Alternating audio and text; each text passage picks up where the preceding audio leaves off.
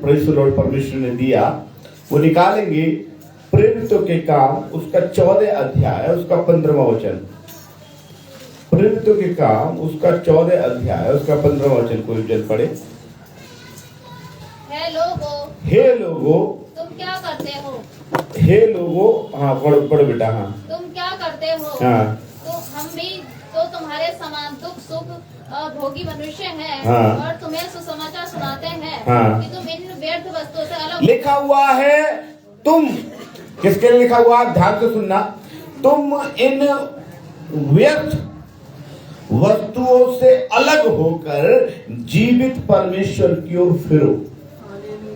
क्या लिखा है? तुम कौन? आप और मैं। ऐसा नहीं है कि तुम ही तुम के लिए है, ये मेरे लिए भी है ना। ये वचन किसके लिए? मेरे लिए है। पहले मेरे लिए है, फिर आपके लिए है।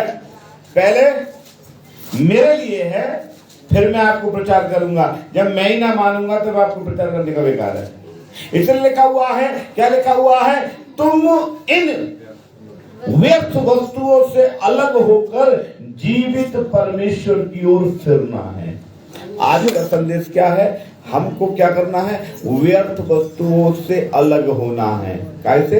व्यर्थ वस्तु जानते क्या होता है? बेकार की बात है, बेकार की चीज, बेकार की परंपरा, बेकार की चीजें। इन कूड़ा वाली चीजों से अलग होना है। कौन सी चीजों से? कूड़ा। कूड़ा को समेट के रखता है, बाहर फेंक देते ना। फिलिपियो 3 अध्याय 8 वचन कोई अगर 6 वचन पढ़ना, तो 6 नहीं 8 पढ़ो। फिलिपियो 3 का 8, फिलिपियो 3 का 8 पढ़ो कोई। पर अब तुम भी इन सब को अर्थात क्रोध, रोष, व्यथा, निंदा और मुंह। लिखा हुआ है तुम इन सब चीजों को, कौन सी चीजें? क्रोध, रोष और हाँ और पढ़े आगे। बैर भाव, निंदा और मुंह से गालियां बकना, ये बातें छोड़कर आगे पढ़ो। एक दूसरे से झूठ मत बोलो। 8 पढ़ रहे हैं आप? हाँ पढ़े। एक दूसरे से झूठ मत बोलो, हाँ। तुमने पुराने मनुष्य तब को उसके नहीं 8 पढ़ना बेटा, फिलिपियो 3 का 8 मैं पढ़ रहा हूँ। वरन मैं अपने प्रभु यीशु मसीह की पहचान की उत्तमता के कारण सब वस्तुओं को हानि समझता हूँ। मैंने आज का जो वचन परमेश्वर ने दिया वो क्या था? व्यर्थ वस्तुओं से अलग होकर जीवित परमेश्वर की ओर आना। फिरना का मतलब है इनको त्याग कर आना। किसकी तरफ? फिरने का मतलब क्या है? परमेश्वर, परमात्मा, सनातन परमेश्वर यीशु मसीह की ओर आना है। किसकी ओर आना है? सनातन परमेश्वर प्रभु यीशु मसीह की ओर आना है। लेकिन आने से पहले व्यर्थ की वस्तुओं को छोड़ कर आना है। क्या? किसको छोड़ के आना है? व्यर्थ की वस्तु को। अरे अगर छोड़ के आएंगे हम तो आज तो, इसलिए बहुत से लोग नहीं आए आज आराधना में, क्योंकि उनको छोड़ा ना जा रहा, उनको छोड़ा ना जाना। व्यर्थ की वस्तुओं को छोड़कर परमात्मा की ओर आना, परमेश्वर प्रभु यीशु मसीह की ओर फिरना है। और इसलिए परमेश्वर के पवित्र महान दास जिनका नाम संत पौलुस था, वो इस प्रकार लिखते हैं कि वरन मैं अपने प्रभु यीशु मसीह की पहचान की उत्तमता के कारण सब वस्तुओं को हानि समझता हूँ। जिसके कारण मैंने सब वस्तुओं की हानि उठाई, उन्हें कूड़ा समझता हूँ। उनको संसार की बेकार की चीजों को क्या समझता हूँ? कूड़ा। आप कल जाएंगे, परसों जाएंगे ना, रोड पे बड़ा कूड़ा मिलेगा। मिलेगा नहीं मिलेगा? देख लेना आप देखना बहुत कूड़ा मिलेगा है। अभी कूड़ा निकल रहा है 1 महीने से अभी कूड़ा और निकलेगा 1-2 दिन में। लिखा हुआ है सब वस्तुओं को कूड़ा समझता हूं। कौन सी वस्तुओं को? जो बेकार की चीजें हैं, जो बेकार की चीजें हैं। आप अखबार में पढ़ लेना, अब अखबार में पढ़ेंगे। मैं विरोध में नहीं बता रहा, सुप्रीम कोर्ट ने भी बोला है, सुप्रीम कोर्ट का ऑर्डर है कि पटाखों पे बैन लगना चाहिए। और और प्रदूषण के लिए। अखबार में आएगा कल 200 करोड़ के पटाखे फके। 200 करोड़ कम है क्या? और फिर कह रहे हैं हाय हम गरीब, तेल ज्यादा महंगा हो गया। कितना तेल ज्यादा महंगा हो गया। कल का पेपर में था बारिश हो रही है, कितना तगड़ा बारिश है, उसके बावजूद भी 900 करोड़ और 200 करोड़ कितना हो गया? 1100 करोड़ का व्यवसाय हुआ। कितना? कितने करोड़ देखे? मैंने अखबार में लिखे देखे अखबार में लिखे देखे, करोड़ नहीं देखे मैंने भी, लेकिन अखबार में लिखे देखे। अखबार में था कि बारिश के बावजूद भी इतना करोड़ों का व्यवसाय, 1 करोड़ का व्यवसाय। और मन में लिखा हुआ है, पौलुस कह रहा है बेकार की चीजों को मैं घर में नहीं लाता, कूड़े को कूड़े में रखता हूं, कूड़े को कूड़े में रखता हूं। अभी आप देखिए, अभी ऐसा है कि लिखा हुआ है कि इन देखो संसारिक वस्तुओं से अलग होने की बात कर रहा है पौलुस। पौलुस कह रहा है, ये कूड़े के विषय में बात कर रहा है, क्योंकि एक विश्वासी व्यक्ति, आप कौन है? विश्वासी या विश्वासी है? एवरीबॉडी से विश्वासी है। अगर विश्वासी है तो विश्वासी व्यक्ति 2 व्यक्ति की सेवा नहीं कर सकता। कर सकते क्या 2 की सेवा है? हाँ, तुम्हारी भी जय जय, हमारी भी जय जय, न तुम्हारे ना हमारे, बराबर रहे दोनों। मत्ती 6:24 क्या कहता पढ़े?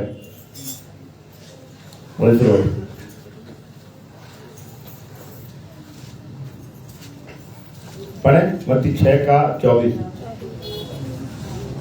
कोई मनुष्य जी 2 स्वामी की सेवा कोई मनुष्य 2 स्वामी की सेवा नहीं कर सकता है, क्योंकि वह एक से बैर, या तो वो एक से बैर करेगा दूसरे से प्रेम, या तो दूसरे से प्रेम करेगा। हम कह रहे हैं हम दोनों से, बेकार की व्यर्थ वस्तुओं से, संसार से भी प्यार करेंगे और परमेश्वर से भी प्यार करेंगे। वो कह रहे नहीं कर सकते।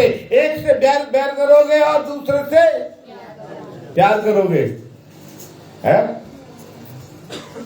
आप बोलो मुझे चाय से भी प्रेम है और 100 ग्राम से भी प्रेम है, हो जाएगा? है 100 ग्राम वाला व्यक्ति को आप बोलोगे चाय? एक बार एक व्यक्ति आगे बैठा, चाय बनी, ये चाय ना आप पियो जब पैसा चाय, भैया पी लो। तो एक ने बोली 100 ग्राम पी रखी है, चाय क्यों पिए वो?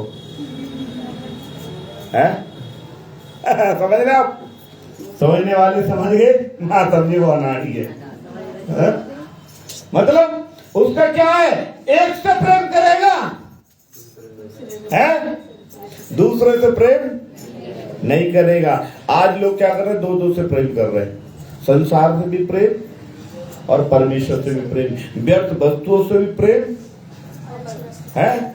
और अर्थ की वस्तुओं से भी, अर्थ और व्यर्थ, अर्थ की वस्तुओं से भी प्रेम और व्यर्थ की पर। मतलब एक पागल को जानते? पागल, एक पागल व्यक्ति को देखा मैंने, उसने बहुत कूड़ा इकट्ठा करके अपने रखा हुआ था। एक कोट था, उस कोट की जेब में बड़े फटे फटे कागज इकट्ठे करके रख रहा था और रोड पे भाग रहा और वो कह रहा ये पैसा ले लो, कूड़ा ऐसा फेंक रहा। जो कह रहा है पागल है। क्यों? क्योंकि उसे फर्क ही नहीं मालूम कि रखने की कौन सी चीज है और फेंकने की कौन सी। वैसे ही हम अभी शैतान ने लोगों को ऐसा पागल कर दिया है कि वो जो रखने की चीज है यीशु मसीह, उसको फेंक रहे और फेंकने की चीज है उसको रख रहे हैं। दोनों में से एक चीज रह सकती है और इसी वजह से वचन में लिखा हुआ है, पौलुस कहते हैं मैंने यीशु मसीह को पाने के लिए सब चीजों की हानि उठाई और सबको कूड़ा समझता हूं। किसको पाने के लिए? यीशु मसीह को पाने के लिए। आपको क्या चाहिए? यीशु मसीह चाहिए या कूड़ा चाहिए? अगर कूड़ा चाहिए तो ओके, बस वेरी गुड, जैसा आपकी इच्छा। यीशु मसीह को चाहिए तो उन सब की आपको हानि उठानी पड़ेगी। और ये हानि उठानी है ना आपके फायदे की है। ये थोड़े समय का चकाचौंध है, ये थोड़े समय का क्या है? चकाचौंध, समझते? थोड़े समय का चकाचौंध है और चकाचौंध के चक्कर में दुनिया बर्बाद है। किसके चक्कर में? चकाचौंध के चक्कर में दुनिया बर्बाद है। चकाचौंध के चक्कर में ऐसा बर्बाद है, ऐसा बर्बाद है, ऐसा बर्बाद है। किसी ने गाना है, दुनिया को दारी को तज यीशु नामी को भर तुझको जाना, ये जगह है मुसाफिर खाना। वहाँ हर किसी के लिए, अगर घर मकान के लिए उसमें गाने में लिखा है, यहाँ खींचा है लंबा सा घेरा, यहाँ से उखड़ेगा सभी का डेरा। फिर वो कहता है मैं तो जवान हूँ, तो कहते हैं दिन दिन ढलती ही जाए जवानी, इस पे दुनिया बनी है, जब सूखेगा अंग। क्या सूखेगा? अंग, काया हो जाएगी भंग, और बात पूछे ना अपना बेगाना, ये जगह है मुसाफिर खाना। आपको रियलिटी मालूम है कि कुछ नहीं है? आपको मालूम है, मैंने एक बुजुर्ग को देखा, वो टेप लगा रही थी इधर, टेप। वो टेप क्यों लगा रही थी मालूम है? उसकी झुर्रियां पड़ रही थी, त्योहार आने वाला है, वो टेप लगा के अपनी झुर्रियों को क्या बोलेंगे, झुर्रियों को ठीक कर रही है। लेकिन क्या फायदा तेरे झुर्रियों को ठीक करने के लिए है? जब सूखेगा अंग, काया हो जाएगी भंग। और रियलिटी यही है कि मनुष्य इस बात को समझ नहीं रहा कि किस प्रकार, प्रेज़ द लॉर्ड, हालेलुया, इंसान समझ ही नहीं रहा कि किस प्रकार हमें व्यर्थ वस्तुओं से अलग होना है। इस संसार की वस्तु कुछ समय के लिए चकाचौंध की वस्तु है। इनको वचन में लिखा हुआ पौलुस 3:8 के अनुसार कि मैं यीशु मसीह को पाने के लिए इनको कूड़ा समझता हूँ, और यीशु मसीह को प्रेज़ द लॉर्ड पाने के लिए कूड़ा समझ रहा है। और मनुष्य क्या कह रहा है? नहीं, हम तो दोनों की सेवा कर लेंगे, है, संसार को भी खुश कर लेंगे और परमात्मा, परमेश्वर, प्रभु यीशु मसीह को, जो सनातन परमेश्वर है, उसको भी खुश कर लेंगे। लेकिन ऐसा हो नहीं सकता। एक व्यक्ति था, बड़ा विद्वान था, बहुत विद्वान है, अरे बहुत विद्वान है साहब, इतना विद्वान है 2 मिनट में फैसले कर देता है, बहुत बड़ा न्यायी है, और उसका नाम बाइबल में इंक्लूड आया है। उसका नाम आया है सुलेमान। क्या नाम आया? सुलेमान। वो 100 वचन तक एक अध्याय निकालेंगे, उसका 2 वचन में क्या कह रहा, देखिए 2 वचन पढ़े। सबोपदेशक, उसका 1 अध्याय 2 वचन पढ़े, तथा 2 अध्याय का 1 वचन पढ़े। उपदेशक का ये वचन है। उपदेशक का ये वचन, वो कौन बोल रहा है अपने आप को? अपने आप को बोल रहा मैं उपदेशक हूँ। आजकल मालूम है बहुत से उपदेशक अपने आप को व्यर्थ की दुनियादारी से अलग नहीं कर पाए। कौन नहीं अलग कर पाए? उपदेशक। उपदेशक माने उपदेश देने वाले। बहुत से लोग कहते हैं उपदेशक मतलब पास्टर। पास्टर नहीं है, उपदेशक का मतलब उपदेशक है, प्रीचर है। ठीक है, पढ़ें। उपदेशक का ये वचन है। उपदेशक का ये वचन है। Solomon is not pastor, Solomon is not a priest. वो कोई प्रीस्ट नहीं था, लेकिन वो उपदेशक था। और वचन में लिखा हुआ है, उपदेशक यूं कहता है, व्यर्थ ही व्यर्थ है, व्यर्थ ही व्यर्थ है, व्यर्थ ही व्यर्थ है, सब कुछ व्यर्थ है। कितनी बार व्यर्थ आया? 5 बार। 5 बार वो कह रहा है एवरीथिंग, सब कुछ बेकार है, सब व्यर्थ है। और 2 का 1 पढ़ेंगे जी। मैंने अपने मन से कहा, चल मैं तुझको आनंद के द्वारा जांचूंगा। आज मालूम है लोग आज के दिन आनंद में, एंजॉयमेंट, आनंद का दिन है। ओ अच्छा कपड़ा पहनकर है, मिठाई खाना है, घूम पर धुन करना है, फिर पैसा खत्म है, पैसा खत्म। और फिर वचन में क्या लिखा हो? पौलुस कहता है मैं सब वस्तु को कूड़ा समझता हूँ। फिर गली गली जाओगे, देख कूड़ा, देख कूड़ा, देख कूड़ा, कूड़ा ही कूड़ा है। पढ़े। हाँ, मैंने मन से कहा, मन को समझा रहा है। और आज आप और मैं बस मन को तो नहीं समझा पा रहे। किसको नहीं समझा पा रहे? मन को समझा ले। किसी विद्वान ने कहा है, मन को मार नहीं तो जूते पड़ेंगे। मन को समझाना है। और उसने बोला मैंने मन से कहा, चल मैं तुझको आनंद के द्वारा, चल मैं तुझे आनंद के द्वारा, एंजॉयमेंट के द्वारा, शाम को बैठेंगे यार, मजा आएगा, आनंद के द्वारा तुझे जांचूंगा। इसलिए आनंदित और मगन हो, इसलिए आनंदित हो और मगन हो। परंतु देखो ये भी व्यर्थ है, ये भी, ये संसार का आनंद है ना, ये सब क्या है? और ये कौन समझा रहा है? दुनिया का एक बहुत बड़ा अपने आप को विद्वान कहने वाला व्यक्ति, जिसका नाम सुलेमान था। लेकिन वो भी इन व्यर्थ चीजों में फंस गया। जो समझा रहा है वो क्या हो गया, फंस गया। और उसका जीवन, उसकी औलादे रहूबियाम और फिर आगे प्रेज़ द लॉर्ड, दाऊद की गद्दी उनके खानदान से चली गई। जो राजघराना था, जो गद्दियां थी उसके घर से चली गई। क्यों? क्योंकि तुम बहुत ज्यादा अपने आप को अकलमंद बन रहे हो। तुम सुलेमान, तुम खुद फंस गए। तुमने कितनी रखेलें रख ली, कितनी रानियां रख ली, दे सोना। वचन में लिखा हुआ, अगर हम उस वचन को आगे अगर मैं पढ़वाता रहूं तो वो कह रहा है मैंने देखो, अगर मैं उसको पढ़वाता रहूं, आप 4 वचन पढ़े, आप 5 वचन पढ़े, आप 7 वचन पढ़े, लिखा हुआ है मैंने बड़े बड़े काम किए, मेरे लिए घर बनवा लिए। अरे घर बनवाने को बड़े काम कहते हैं, आत्मा जीतने को बड़ा काम कहते हैं। कितनी आत्माएं जीती, ये बड़ा काम है। घर बनवा लिए बड़ा काम नहीं है, घर बनवा लिए। अब घर के बारे में आपको एक मैं अलीगढ़ की एक रियलिस्टिक स्टोरी बता रहा हूं। मैं एक परिवार में गया, मैं ऑनलाइन बता रहा हूं बड़े गर्व के साथ। मैं इसलिए हुआ झूठ नहीं बोल रहा, इसलिए रियलिटी बता रहा हूं। मैं एक अलीगढ़ में एक घर में गए, बहुत बड़ा घर, बीघों में बना हुआ घर। एक बुजुर्ग दंपत्ति रहते हैं वहां पर।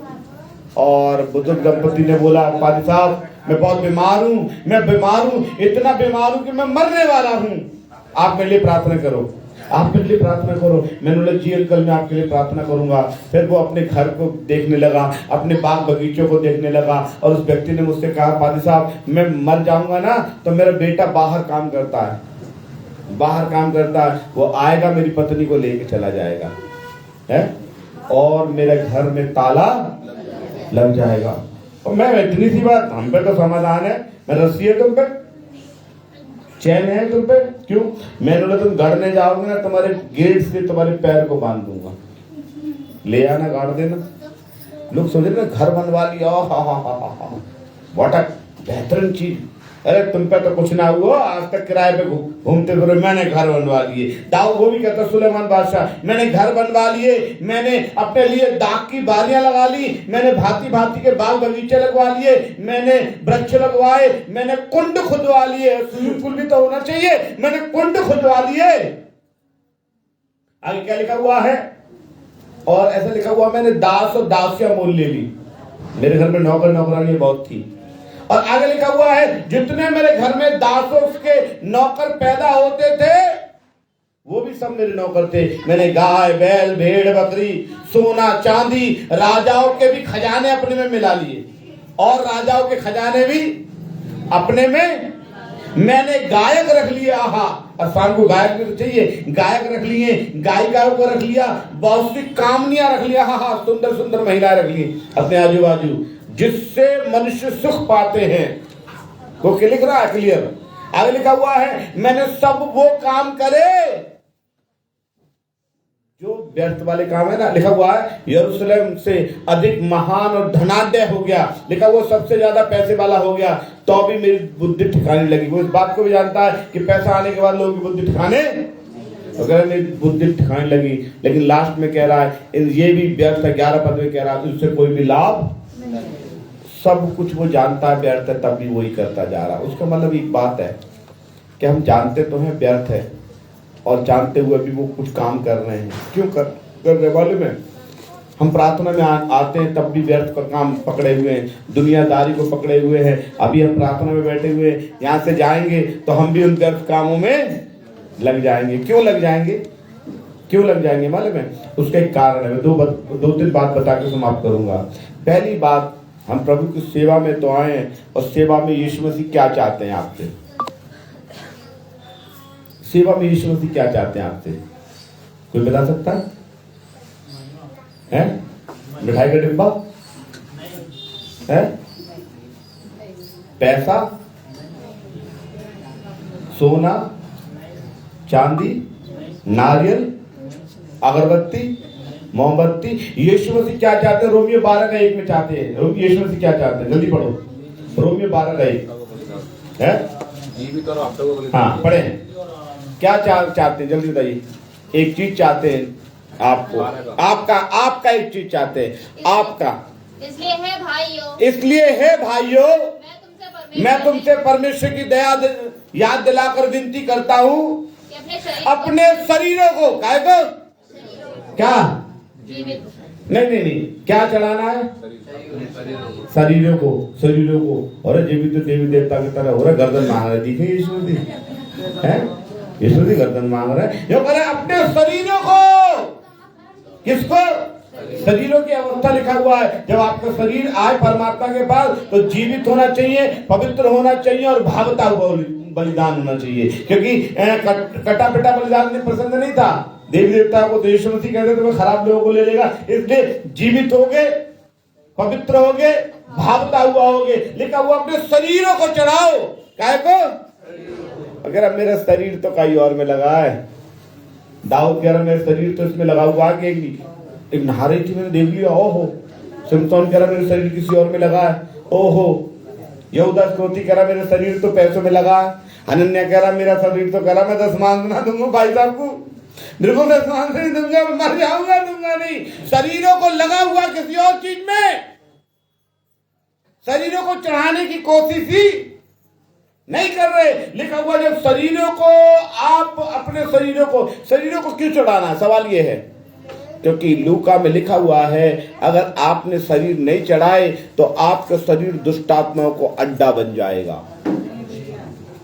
लिखा हुआ है 11 में क्या लिखा हुआ है? जब आत्मा निकल जाती है फिर उसके बाद साफ सुथरी घर देखती है तो 7 को और ले आती है। पहले प्रार्थना में आते थे 1 अध्याय, 2 अध्याय, 3 अध्याय, 4 अध्याय, 5 अध्याय, तो खुदा के खादिम ने दुआ करी, परमेश्वर ने दुआ को सुना। पहले हमारे एक दुष्ट आत्मा थी, एक दुष्ट आत्मा थी। कितनी थी? एक निकल गई। क्या हो गया था? निकल गई। और निकलने के बाद 5 हफ्ते ना आए तो उनने वो लिया अब तो जहाँ में कोई प्रार्थना ना हो रही, चलो 7 को और लेके चलने। कितनी हो गई? पहले कितनी थी, अब कितनी और आ गई? कितनी हो गई? 8 हो गई। और 8 बार फिर परेशानी आई, फिर दौड़ के चल रहे भाई साहब। तो परमेश्वर के दास ने बोला पहले तो 1 ही तो निकाल दिया, तो 8 आ गई है। अब 1 को निकालने में मैंने हो गई 5 हफ्ता आई हो, और 8 को निकालने में कितना बोलूंगा? 8 पंजे है 40 हफ्ता आ जाओ है तभी निकलेगा। इसलिए क्या हो रहा है? हो क्या रहा है? शरीरों को चढ़ाइए, क्योंकि शरीरों में दुष्टात्माएं घुसी हुई हैं। और मालूम में दुष्टात्माएं, कुछ दुष्टात्माएं तो दिखाई देती है आपको, जो हाँ कर दे मैं यूं, वो दिखाई देती है। और वचन में लिखा हुआ है यीशु मसीह एक दिन चर्च में गए, एक औरत मिली, चर्च में आई हुई थी, चर्च में लगातार आती थी। यीशु मसीह ने बोला अरे चर्च में आती है? हाँ चर्च में आती है। यीशु मसीह ने उसको गौर से देखा, उन्होंने बोला ले 18 साल से दुष्टात्मा है। कितने साल से? और वो कुबड़ी हो गई थी, और कैसे लिखा हुआ है? किसी रीति से ठीक नहीं हो सकती थी। लूका में लिखा हुआ है वो कुबड़ी हो गई थी, किसी रीति से ठीक। और कहां आती थी? चर्च में। कितने साल से आ रही है? और वो तो हू हा भी नहीं कर रही, वो तो पैसा हाथ रख रहा है तो गिर भी ना रही, लेकिन चर्च में आ रही है। इसका मतलब आप चर्च में आने वाले हैं, आप हू हा नहीं कर रहे, आप गिर नहीं रहे, तो आप में दुष्टात्मा भी नहीं है। दुष्टात्मा भी है 18 साल से पुरानी दुष्टात्मा हो, कोई तो जल्दी कैसे निकल जाएगी। और वो महिला चर्च में आती थी, हो सकता है वो दशमान भी देती हो सकता है वो गाने भी गाती हो सकता है बाइबल पढ़ती हो सकता है। लेकिन यीशु मसीह ने बोला हाँ किसी रीति से ठीक नहीं हो सकती। 18 साल से ठीक ना हुई, अब मैं आ गया हूँ चर्च में, मैं ठीक कर दूंगा। Hallelujah, hallelujah, hallelujah. इसलिए मेरे प्रियो वचन में लिखा हुआ है अपने शरीरों को चढ़ाना है, क्योंकि शरीर दुष्टात्मा का केंद्र बन चुका है। अब शरीरों को कैसे चढ़ाना है? रोमियो 8 का 13-14 पढ़े, फिर रोमियो 8 निकाल कर भी 2 वचन निकाल कर हम समाप्त करेंगे। रोमियो 8 का 13-14 जी। क्योंकि यदि तुम शरीर के अनुसार दिन काटोगे, लिखा हुआ है शरीर के अनुसार दिन काटोगे तो मरोगे। क्या लिखा है? शरीर के अनुसार दिन काटोगे तो मरोगे। कैसे? शरीर की इच्छा कर रही है दारू पीने की, दारू ज्यादा पियोगे तो क्या होगा? मरोगे। मरोगे? नहीं मरोगे। आपके शरीर की इच्छा क्या हो रही है? एक मैं इस बार त्योहार पे बढ़िया मोटरसाइकिल निकाल के लाऊंगा, यूं यूं यूं यूं यूं लहरा के चलाऊंगा, क्या होगा? मरोगे। मरोगे नहीं मरोगे? है और मैं तो यूं सब पटक्का जलाऊं, यूं हाथ में रख लूं, धाक कुछ नहीं हुआ। कल चले आना मेडिकल में, मेडिकल में चले आना कि आँख फट गई, किसी की जल गई है, मरोगे। शरीर के मन की मानोगे तो क्या होगे? मरोगे। शरीर की मानोगे मरोगे। एक आदमी एक आदमी अलीगढ़ में, मैं आपको अलीगढ़ की कहानी बता रहा हूँ। बाइबल में भी एक घटना, लेकिन मैं बता रहा हूँ। दाऊद भी था, वो रात दिन प्रार्थना करता था। सिमसोन मर गया था एक औरत के पीछे। एक आदमी था जो अलीगढ़ की बात बता रहा हूँ, एक औरत से बहुत प्रेम करता था। उसकी पत्नी भी थी, लेकिन एक औरत से बहुत प्रेम करता था। औरत कहती थी ला पैसा, तो देता रहता था। एक दिन उसके दिमाग में यार जाओ कांड करना पड़ा। वो उन्होंने बोली चल रहे। उन्हें चप्पू निकाला, उसके मारने की कोशिश। क्यों? क्योंकि वो कहती थी मैं दीदी बीवी से कह दूंगा, मैं तेरे बच्चों से कह दूंगी, मैं तेरी वीडियो वायरल कर दूंगी, मैं तेरी ये कर दूंगी, वो कर दूंगी। पुलिस आई, उसको पकड़ के ले गई, क्योंकि वो तो मार के चला है। उसने सोचा वो मर गई। उसके सांस थी हल्की फुल्की। उसने किस तरीके से करके कांटेक्ट किया, आशीष जानती क्या? अच्छा जानती आप? हाँ, उसने फोन किया, उसके घर वाले आ गए, पुलिस पकड़वा दी। वो आदमी सरकारी नौकर था, उसकी नौकरी भी चली गई। बहुत दिन जेल में बंद रहा, लाखों रुपए खर्च। शरीर के अनुसार दिन काट रहे हैं तो क्या होगे? मरोगे। तो पैदा तुम जेल से छूट गया भाई, तुमने शरीर में दिन काटे हैं, मजे तुमने लिए, तो मरोगे भी तुम। पैसा थोड़ी ना मरेंगे। है शरीर के, बाइबल बताती है शरीर के अनुसार दिन काटोगे तो मरोगे। और आगे पढ़े यदि आत्मा से देह की क्रियाओं में को मारोगे, पवित्र आत्मा से बोलोगे प्रभु जी मैं अपने शरीर को, यीशु मसीह को इस हाथ चढ़ाना चाहता हूँ, देह की कामों को मार दोगे, जीवित रहोगे। ओ वचन बता रहा शरीर की मतलब क्या लिखा हुआ? शरीर के कामों में मरोगे और आत्मा से शरीर के कामों को मारोगे। आत्मा से मतलब जब आपको उत्तेजनापन होगा। एक गाना है, गाते हैं यीशु तेरी बातें याद रहे तो कोई गलती ना होगा, कोई गुनाह ना। यीशु तेरी बातें याद रहे तो कोई गलती ना होगा, कोई गुनाह ना, कोई गलती नहीं, कोई गुनाह नहीं होगा जब परमेश्वर की बातें याद करेंगे। लिखा हुआ है, बड़ा अच्छा लिखा हुआ मेरे प्रियो। क्या लिखा है? पढ़े 13 वचन और 14 वचन। क्योंकि यदि तुम शरीर के अनुसार दिन काटोगे यदि तो तुम शरीर के अनुसार दिन काटोगे तो मरोगे। आगे यदि आत्मा से देह की क्रियाओं को मारोगे, आत्मा से देह की क्रियाओं को मारना है। व्यर्थ वस्तु से अलग होने का मतलब क्या है? आत्मा से देह की क्रियाओं को मारना है। 26 वचन पढ़े इसी का।